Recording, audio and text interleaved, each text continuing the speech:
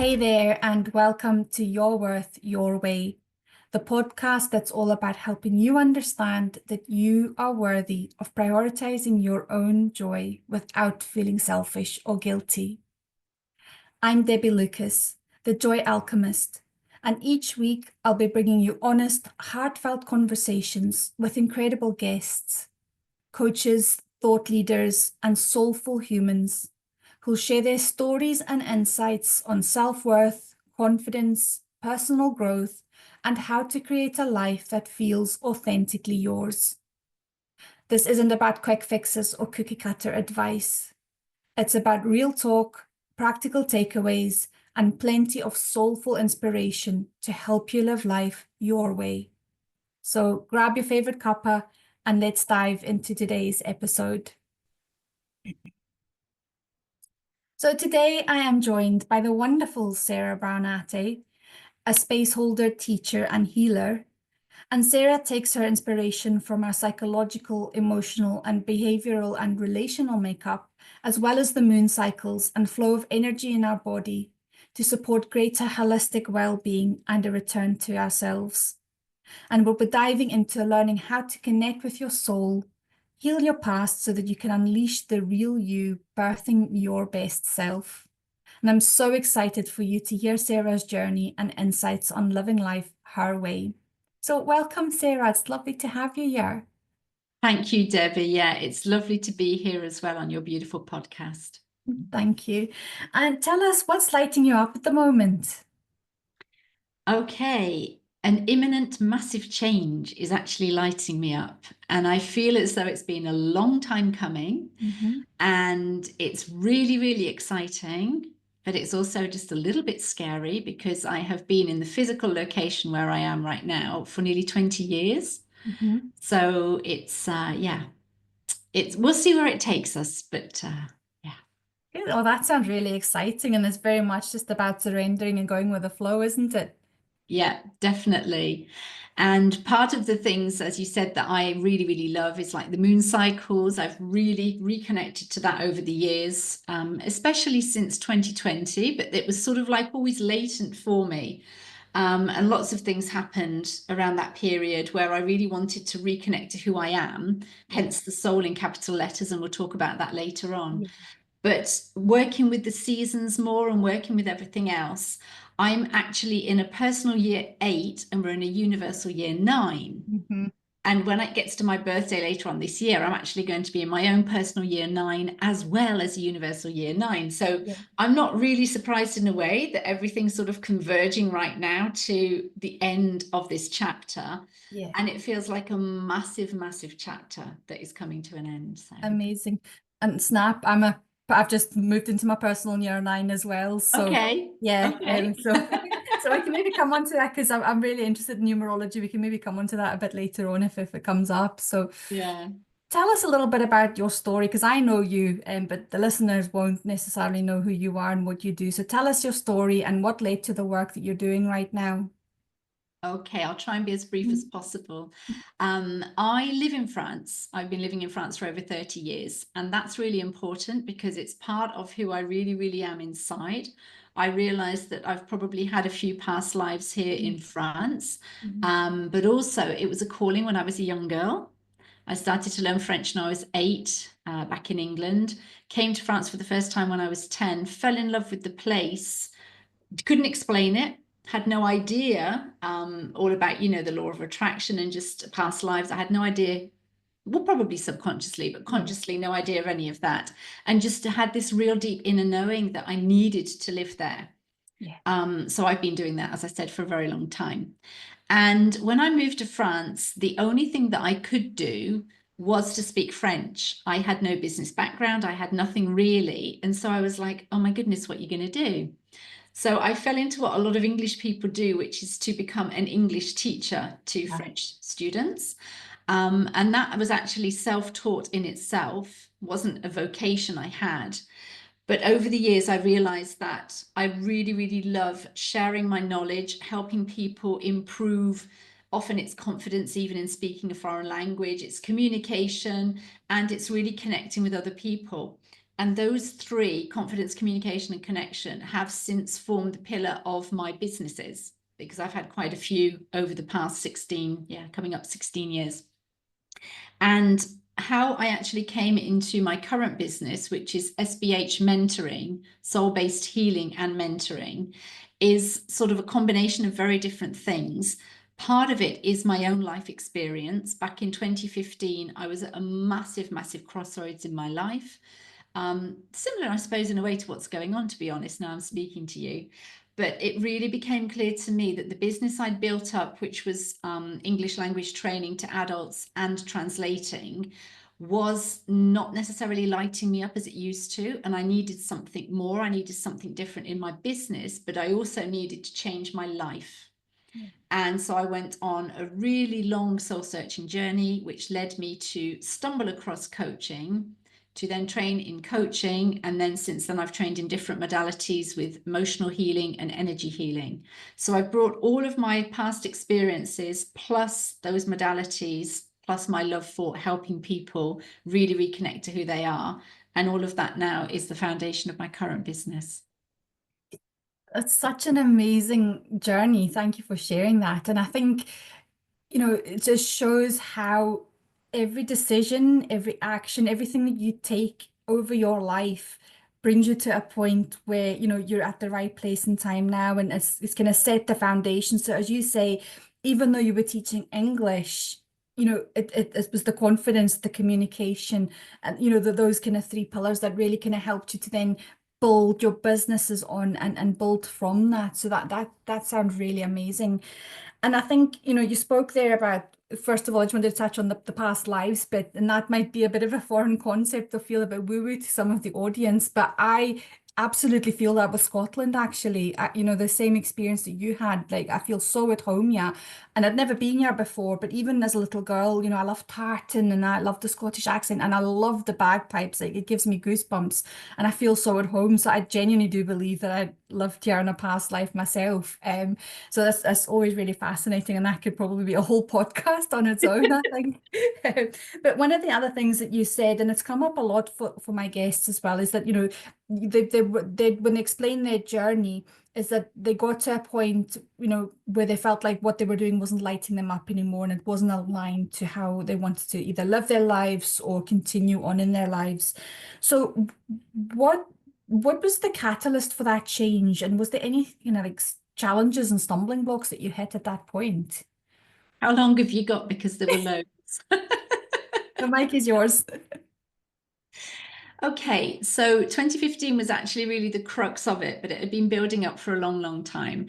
And one of the key elements, I think, to that was like 5 years previously. So in 2010, with my husband, we made the decision to actually buy a house in the region where we're living right now.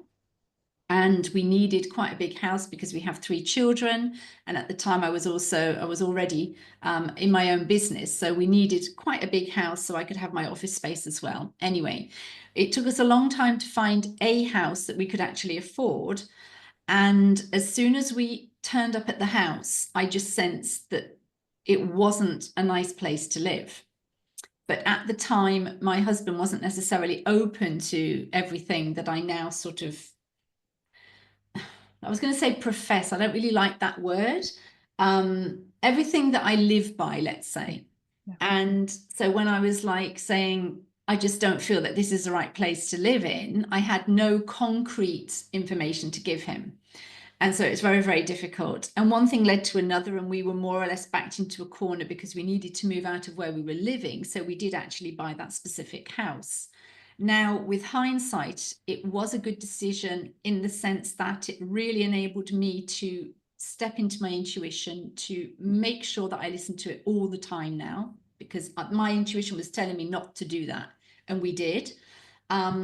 It led to all of us, so myself, my husband, and our 3 children, to really experience things that have opened us up to who we really are.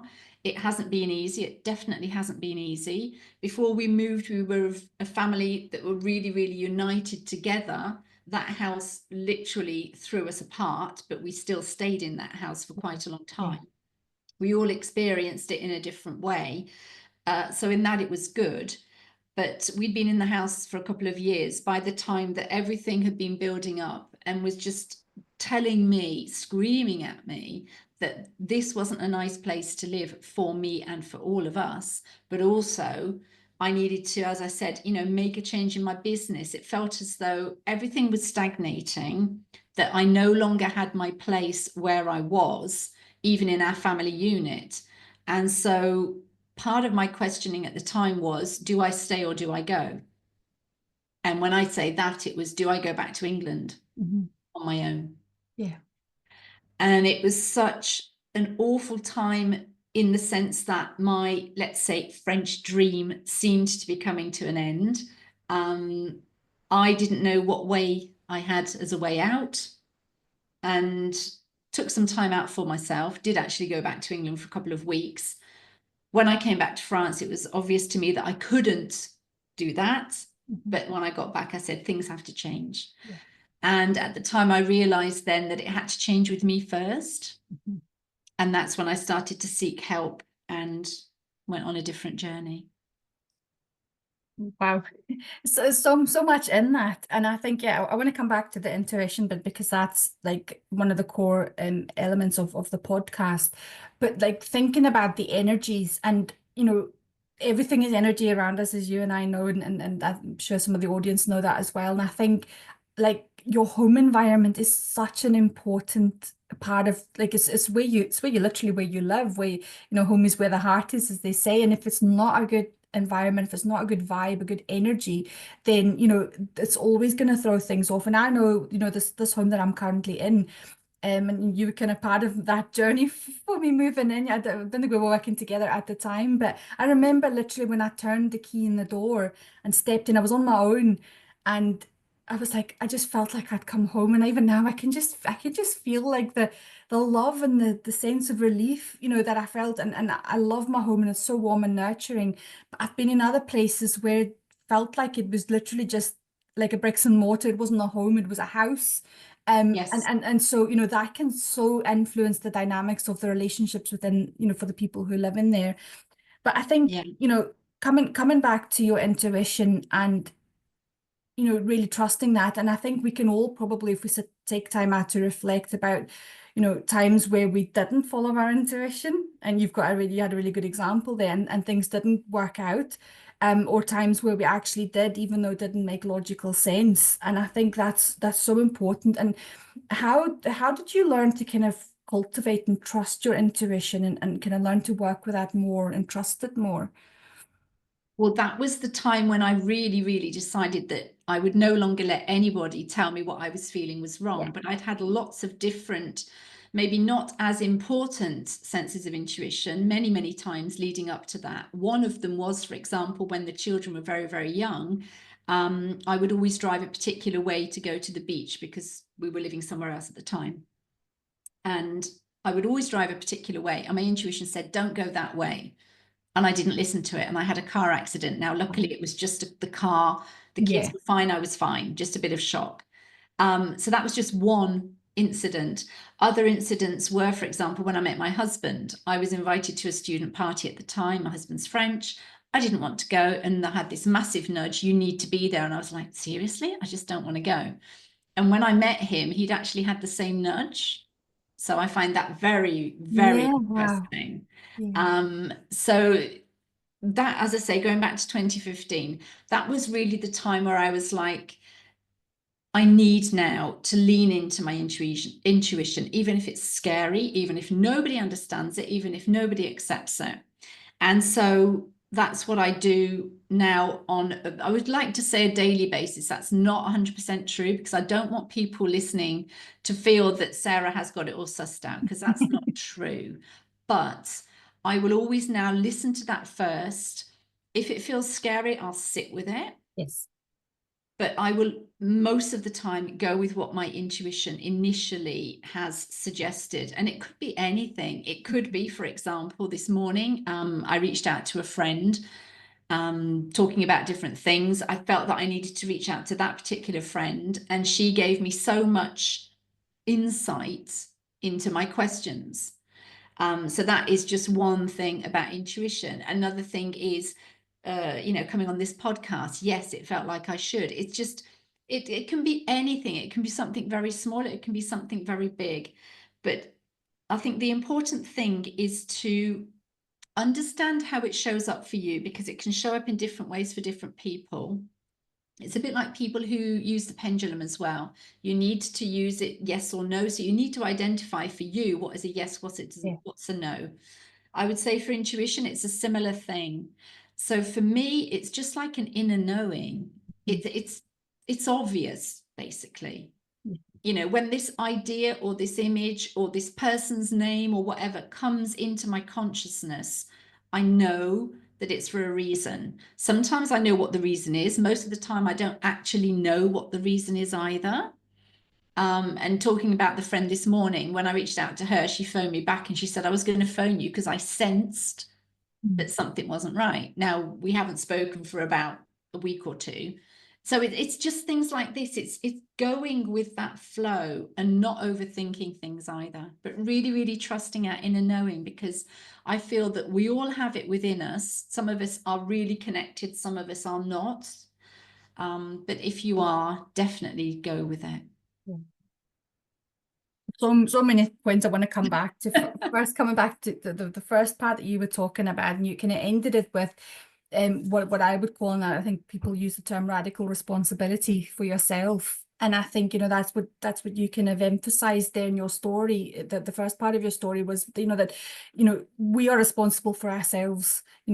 Nobody can make us feel a certain way, and we can't make anybody else feel a certain way. And I think for me, and I think it was part of the work I was doing with you at the time, that was one of the massive shifts for me, was like, I can't make anybody feel anyway. How they respond and react to situations is their own internal world. It's nothing to do with me, unless I've intentionally gone out, or unless you intentionally deliberately want to harm somebody or cause harm, or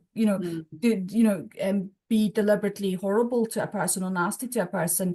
If you're coming from the best intentions, and you're trusting yourself, you can't do any harm, and your life will unfold in a way that's right for you, but also right for the people who are meant to be in your life. And yeah, sometimes that does mean that people fall away, and that can be difficult. I've been there myself, but yeah, that was a massive shift for me. And I think, the other example you were talking about, and you were saying about intuition, is like, it's not always just about using your intuition in decisions. And I think even I've fallen into that trap when I talk about intuition. It's like, is it a yes or a no, or a this or a that? Which one feels right? Which one feels more expansive and light? Which one feels more heavy and constricting? But like, you've tapped into another layer there for me, and it's about the nudges. It's about the person's name coming into your head. It's about feeling like you need to go one way instead of the other when you're driving. And that, for me, is like so important. But like, you can really only tap into that when you clear the outer noise, and you stay present, and you stay centered in yourself. Are there any tips that you can give us and the audience for kind of tapping into that and being able to do that? Well, you saying that, can I just share a quote from my yoga Yes. tea? You are the composer of your life. To hear the music, reduce the noise. I had that Mm-hmm. weeks ago, and it's just here with me because I Yeah. love it. And it's that. Yeah. So if you want to hear the music of your intuition, yes, basically reduce the noise. Now, the noise is very often, for me, what it was listening to other people's opinions. Mm-hmm. That's the first thing. Mm-hmm. Now, that's not to say that I still to this day don't ask people for their opinion, but I don't let myself be swayed by it, Yeah. basically. So that's the first thing. The second thing, as I said, is to identify how you feel the intuition. As I said, for me, it's just an inner knowing. Now, that might speak to you, that might not at all. When I have an inner knowing, it just feels extremely peaceful inside. Sometimes, depending on what it's about, my heart can feel as though it's expanding. And so for me, it's very sensorial, sensory. I can Yeah. really, really Yeah. feel it in my body. I know that other people will be auditory, which means they will receive messages. They will actually hear voices speaking. And I know that some people may be frightened of that. I would invite you, at least at the beginning, to lean into it. If it becomes too uncomfortable and you want to seek outside help, please do. But if that's you, please don't be frightened initially of these voices that you may be hearing, because that could well be your intuition speaking. I know other people are more visual, and sometimes I can be, but it's really like the feeling for me. So you may just see things in your mind's eye. Things might just pop in.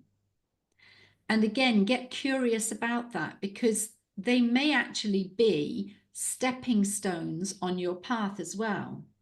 So can I give you an example? If, let's say, Debbie comes into my mind, or I feel I need to get in touch with Debbie, it could be because Debbie has something to tell me, or it could be because by getting in touch with Debbie, she will then put me in touch with somebody else, or that conversation will lead to something else. So we don't always get the results immediately either, but it really is trusting that there is something related to our intuition, and it will lead us onto our path, or onto, you know, the next stepping stone, as I've said.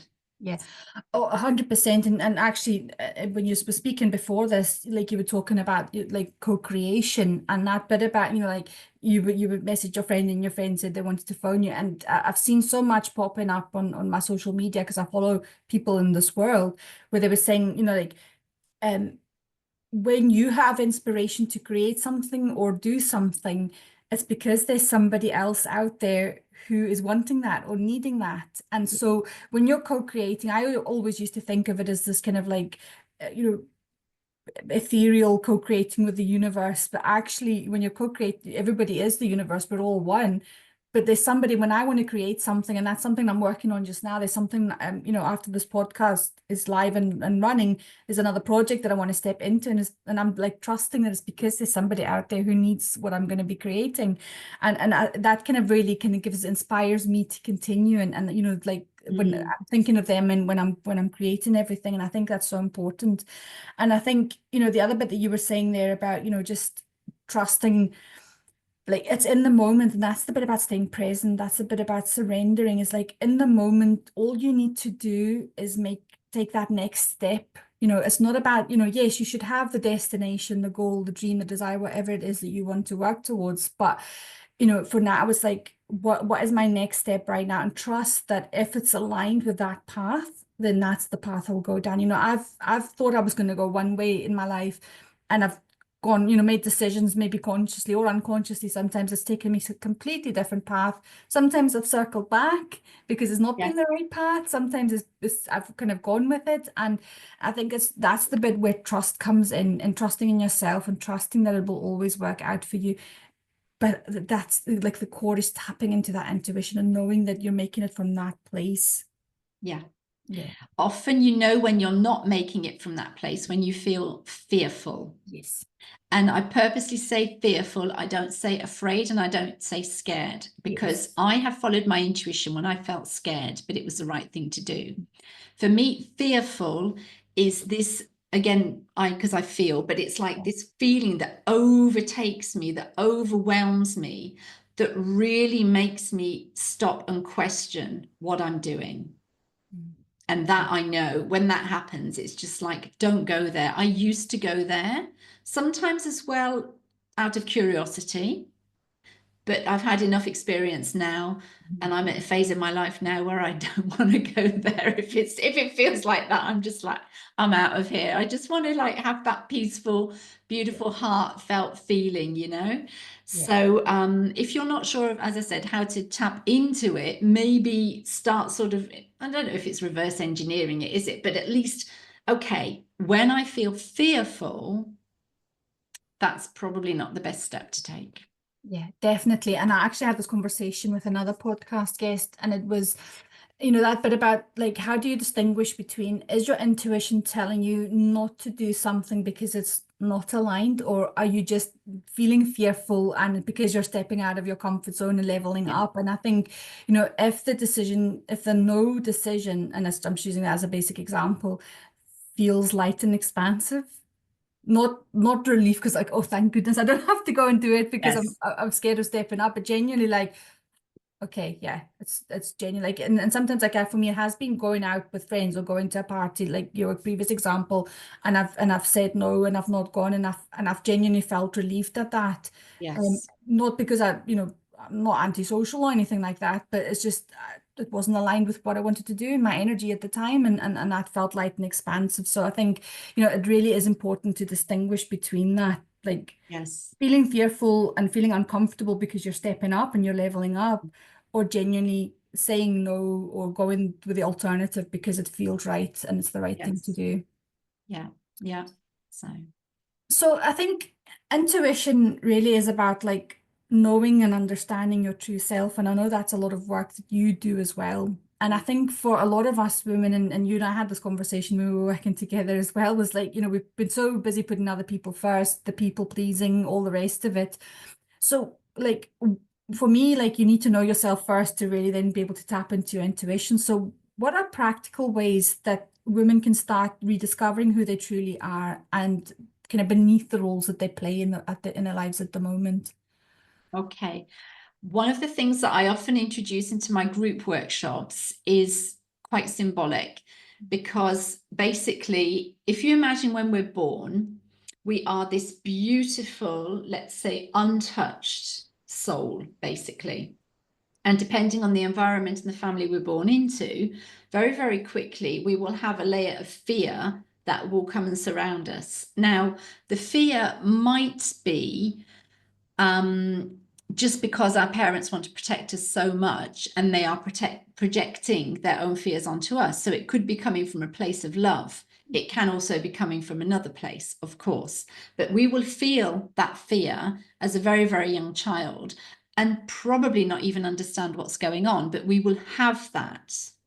And then the older we get, we will start to have doubts as well that will add over those fears. And again, there could be doubts from other people, doubting who we are, doubting our abilities. Think at school, for example, how many teachers have you had in the past who've said that you were rubbish at whatever subject? I think we all have been there, okay? So doubts from other people, but it then can also be self-doubt, questioning who we are. And then, especially when we move into our teenage years, but could be earlier, we then start to put on all of these masks as well, simply because we want to fit in and we want to make sure that we will be loved, because that is, for me, what everybody aspires to, whether or not they agree with it and whether or not they admit it. But I now feel that we all are love. Some of us have forgotten it. Some of us don't know how to connect to it, but we are all love. And that might sound a bit controversial with everything that's going on right now. So basically, what we can do is to, first of all, identify all of the masks that we're wearing. Like you've mentioned, a few: people pleaser. It could be over delivering, over giving, which is linked to people pleaser. It could be perfectionist, whatever it is. It really doesn't matter, but there will be a lot of things, I could imagine. So just get clarity on those masks that you are wearing. And then I always invite people to get curious about either when they started wearing them, for example, or for what reason, because then we start to really understand why we are in that current situation.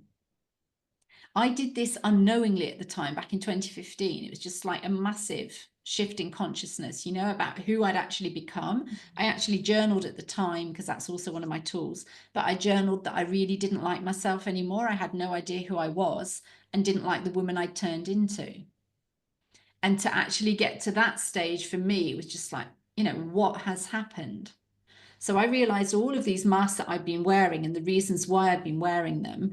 And then once I'd done that, which was, a lot to take in anyway, it's then looking at the doubts and the fears. Now, it sounds easy. It's not necessarily. You can do part of this on your own, but I highly recommend that you reach out to somebody, whoever that person is, to help you on the way, simply because there are places where we don't want to go on our own, and maybe we can't even go on our own.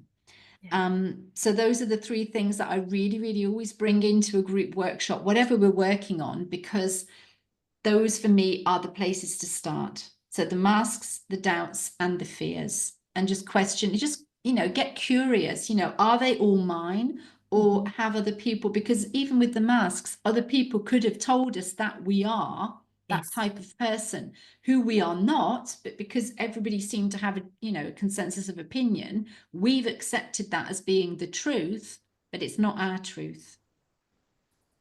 Oh, yeah, that you've just this is exactly what it's all about, isn't it? So a couple of points there. Like, yeah, it's those layers and layers and layers of conditioning and reinforced beliefs and doubts and all the things right from, as you say, from when we were born with this beautiful, innocent little soul that, chose to come into this world. And I think,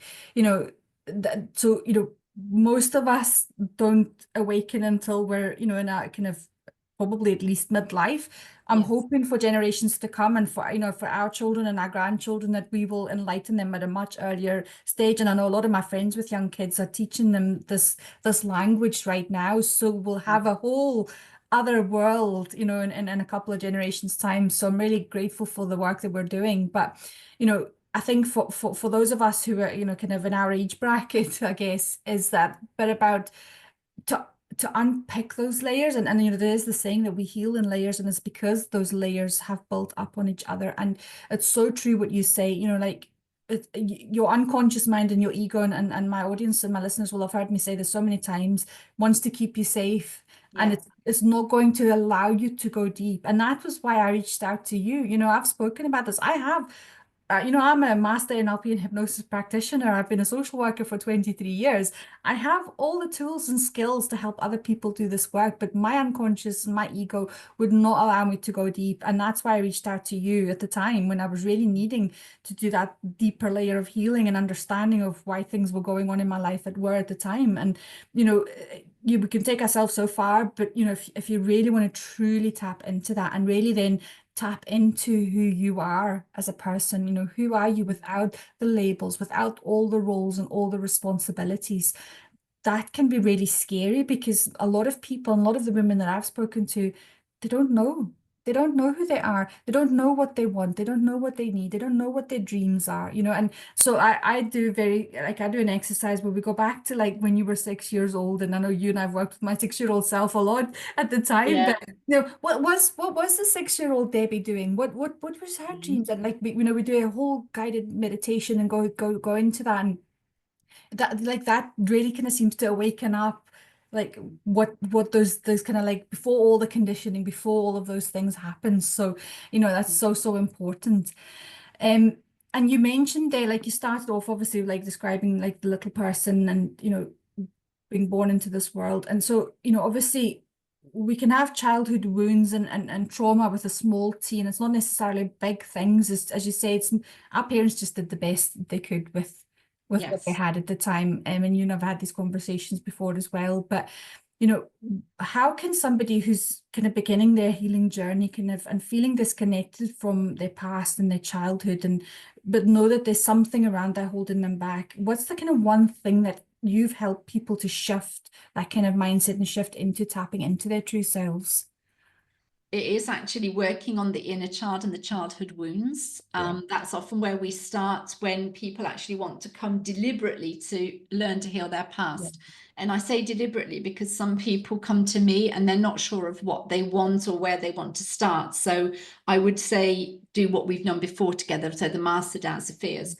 If they have already done a lot of work and they're still unsure, it's really looking at the childhood wounds, but not as a victim. It's Yes. not in victim mode. So I have an exercise that we look at together, and it really goes through the 5 main childhood wounds, because when we talk about that, as you say, it can be trauma with a small t. It A couple of women I've worked with, I just want to say this before I Mhm. explain. A couple of women I've worked with over the past few years have made me tearful, because when we were talking about all of this, they actually stopped and said, but that's nothing compared to a lot of people. And so what I have experienced for me isn't worth Yeah. trauma, or not worth trauma, but it's not trauma. Mhm.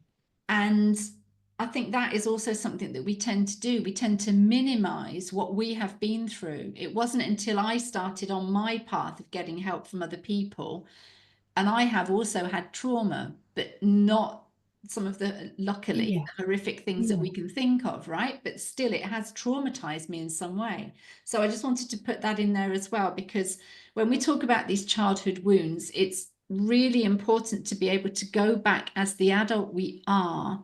And there's an exercise that I guide people through, as I was saying, where we can look at the 5 main wounds, if you like, and see how it's impacting them now, and then start to unravel from there. Yeah. Yeah. So yes, so I mean any inner child healing and work is so powerful, but that work that you do is just amazing as well. And I think it is that, once, because our responses sometimes is that inner child, like my little inner 6-year-old self was, I call her a stroppy little girl because she was so stubborn, and you and I did that work, she was calling the shots, and when I was kind of going unconscious, she was the one reacting. And until I managed to kind of do that work and then kind of reparent her and give her all the things that I felt she needed as an adult. Now I can, like, sometimes she still comes up and I'm like, all right, I'm in charge, yeah, I'm the grown up. But Yeah. it takes time, and you said this earlier, this, and I've had this conversation with most of my guests. We're sitting here saying that this is how we now live our lives, but Yeah. it's been years of work. I'm not saying you can't do it quickly, but there's those layers that we spoke about. And if it's taken 35, 40, 50, sometimes plus years of that conditioning and those layers building up, it's going to take you not necessarily as long to undo them all, but it's going to take you some time. This isn't overnight, and this isn't just one day you wake up and decide, oh, I'm awake and I'm aware, all my inner child is healed and all the rest of it. So that's really important just to note as well. But that there are people like you, like me, like my other guests out there who can help. And if anybody resonates with whoever I'm speaking to, then please reach out and kind of seek that support. And most of my guests have multiple ways that people can work with them as well. So whatever works for you.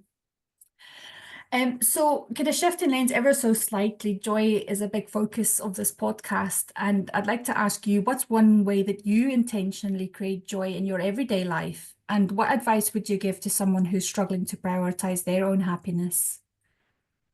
I often say what saved me in 2015 was gratitude. Mm-hmm. I'd heard of the word, had no idea what it was, and was invited to a Facebook group, which no longer exists, but there was a Facebook group. I mean, there may still be one, but the particular one I was in doesn't exist anymore. But it was all about gratitude, practicing daily gratitude.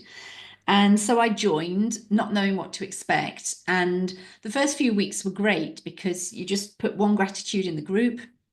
So I'm grateful to be alive. I'm grateful for this. I'm grateful for that. And very often it was material things. And then after a couple of weeks, I ran out of things. So then it was like, okay, so what can I now be grateful for? And that's when I realized that all of these years, all of those years, because it's no longer the case, but that I'd never really, really taken the time to see what I can be grateful for on a daily basis. So that is something I've integrated into my life. I practice it practically every day. When I say I practice it, it's I write it down practically every day. I have loads of gratitude notebooks all over the place. If I don't have time to actually write them down, I always think of one thing that I'm grateful for at least during that day. And it's not looking at the world with rose-tinted glasses and just saying that it's all, Care Bears, and that will speak to you because I remember that sessions. My It's Care not Bears right behind you. exactly, even though they're beautiful, it's not that. It's not sugarcoating anything, but it's really understanding, because it's helped me as well to understand what brings me joy. So what I've now done to sort of compound that is I've got what I call a joy jar. Now, this wasn't my invention. I can't remember where I found it, but basically I wrote down on pieces of paper every single thing that brings me joy. And I was amazed that there were probably between 50 and 100. So I've got these on little pieces of paper in my joy jar. And when I'm feeling down, I will go to that joy jar, I'll shake it up, put my hand in, pull it out, and if I can, I will do what it says on there. And I say if I can because, for example, it's be at the beach. Yeah. I live 2 hours from the beach. Yeah. So sometimes I can get in the car and go, and sometimes I can't. Mhm. So if it's be at the beach, I will actually maybe watch a video of the beach or something like that. But the idea is to, again, get sort of clear about what lights you up. And I highly recommend creating a joy jar or something equivalent, so that when especially you are struggling, you can just go to that jar and then it will help you instantly. Whenever I read these things, it's like, oh my goodness, yes. Mm-hmm. You know, listening to that particular band or going out to that particular place, whatever it is. So I love that, you know, the joy jar. That's such a great concept. I've done it before just for like, you know, every day, like or every week, like one kind of memory or one good thing, yes, which yeah, kind of is gratitude, but like this is yes, actually yeah, like being proactive, and I really like that. So there you go, guys, joy jars. yes, You know, yeah, if you do make one and like decorate it and post the pictures and share it with us, that would be amazing. yes, yeah. So thank you so much for sharing your story and insights and all the wonderful guidance you've given us, Sarah. And there's so many golden nuggets that we've spoken about. But I think one of the things that really kind of spoke to me was that bit about like when you're tapping into your intuition, it may not always make logical sense. And it's about trusting that. And as I said, you know, like as long as it's feeling, you know, you're not harming anybody and you're not deliberately Yes. setting out and intentionally wanting to harm anybody, just trust it and just gonna go with that as well. Yeah. So I am sure that my listeners want to find out more about you and connect with you and what you do. So where's the best place that people can learn more about you and your work? I have a YouTube channel where there are lots of videos. As I said before, I'm living in France, so some are in English, some are in French. I often mirror them so that I have the same in both languages. So there's a YouTube channel where you can find coaching tips and techniques. There are lots of EFT sequences, there's some guided meditations, some interviews as well. So there's quite a diverse range of resources there. If you're looking for more free resources, you can go to my website, where there's a whole page of free resources that you can tap into. As I said, mainly about the confidence, the communication, and the connection. So you will find different resources for all of those. I'm also on Facebook and LinkedIn as well. Amazing. Thank you so much. And thank you for joining me on this episode. It's been an amazing conversation. Thank you for inviting me. You're welcome. Thank you so much for tuning into this episode of Your Worth, Your Way. I know that you'll be walking away feeling inspired and ready to embrace your worth and prioritize your joy. If you love this episode, I'd be so grateful if you could leave a review or share it with someone who needs a little bit of encouragement today. And don't forget to hit that follow button so you never miss another episode. You can connect with me, find out more about the podcast, my guests, and what I do at debbielucas.me/links. And if you don't already, follow me on your favorite social media platform. I'd love to hear your thoughts and continue the conversation there. And until next time, remember that you are worthy exactly as you are.